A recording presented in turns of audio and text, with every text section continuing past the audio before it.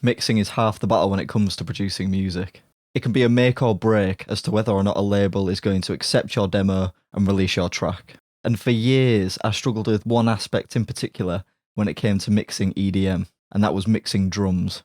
So, here are the 5 most important things I wish I knew about mixing EDM drums.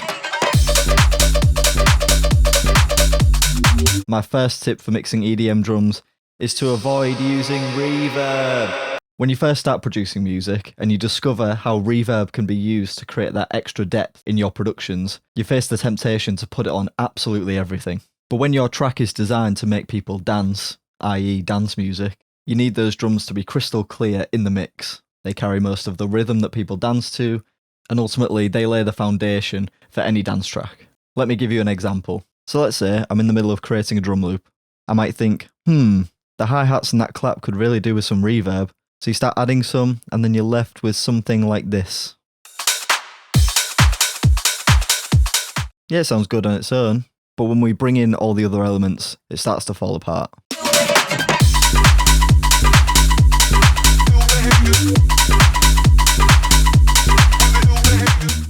As you can hear, the drums aren't quite punching through like they should, as they're now fighting with the other synth elements in the track. So let's just take off all that reverb and see how it sounds now.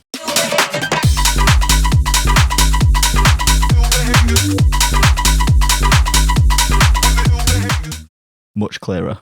The clap is nice and crisp, the hats are providing that rhythm, and you've got to remember as well that if you're playing this track in a club or somewhere else where large amounts of people are going to gather, that natural reverb of the room is going to be added to the overall sound anyway. So as much as you might be tempted, don't use reverb on your drums. I mean, you can use some here and there, but just don't go crazy. My next tip for mixing drums is to make sure that your kick drum isn't too loud.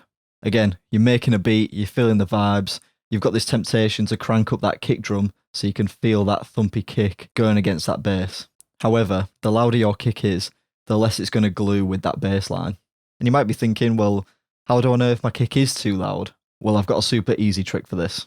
Solo your kick and your bass in the project.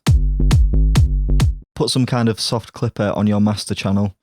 I use Sausage Fattener for this, which might seem weird, but I made a whole video explaining why I use Sausage Fattener on the master. I'll link that in the description below.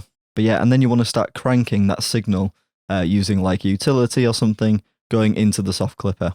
As you start turning it up more and more, you'll start to hear some distortion. If that distortion is when the kick is playing, then turn that kick down.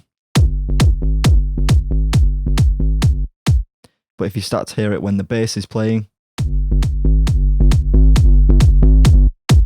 turn the kick up and listen again. And if you're still not sure, load up a reference track of a tune that you really like. Listen both with headphones, listen through some speakers or studio monitors, and compare your track to the reference track and see how it sounds. Another simple but effective tip that I have for improving your drum mixes is to pick the right kick. Finding the right kick drum can be easy when you're just working on the drum loop by itself, but as soon as you start to bring in other elements, it can start to sound a bit off. Now, finding the right kick drum can take a lot of ear training and a lot of practice, but an easy way to get good results quickly is to just create a kick pattern using MIDI and load up a sample onto it. Loop a section of the track and solo the kick and the bass. Have a listen, see how it sounds, and then try swapping out that kick for another one. Does it sound better? If yes, then copy that track and then mute it.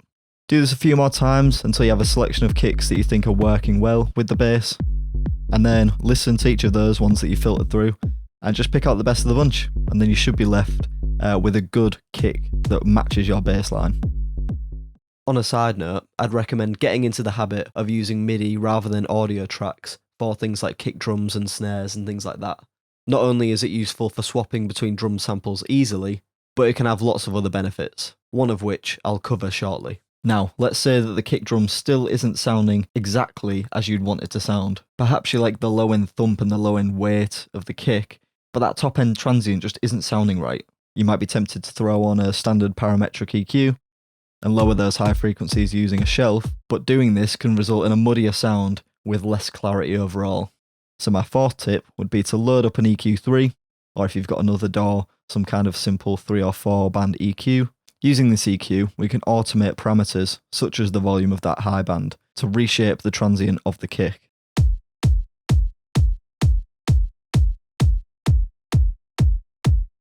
Doing this means you keep the rest of the kick's tone intact. There's also a way that you can automate this automation automatically. Automate the automation automatically. What I mean is, if you load up something like an envelope tool, you can trigger this automation curve every time the kick plays, without having to draw in and copy that curve for every single one. And finally, the last most important tip that I have for getting your EDM drum mixes just right would be just take a break. Just take a break. Right, we've all been there. You spend hours in the mix trying to fix a kick or a snare, trying to get the sound just right. But doing this for too long will lead to ear fatigue, and you'll just start to lose all sense of what's working and what isn't. I'd recommend spending an hour maximum at a time on mixing, and either coming back to it a few hours later, the next day, or maybe even the next week. The longer you leave a project, the less you're going to be thinking about it. And when you do eventually return to it, you'll have a completely fresh perspective on the mix, and you'll know exactly what you need to do to make it right. And if you're at that point where you've completely finished your mix, you're ready to master your track, check out this video to the right of me now, where I go over my super simple, but effective, and slightly controversial approach to mastering music. Thanks very much for watching, and I'll see you in the next one.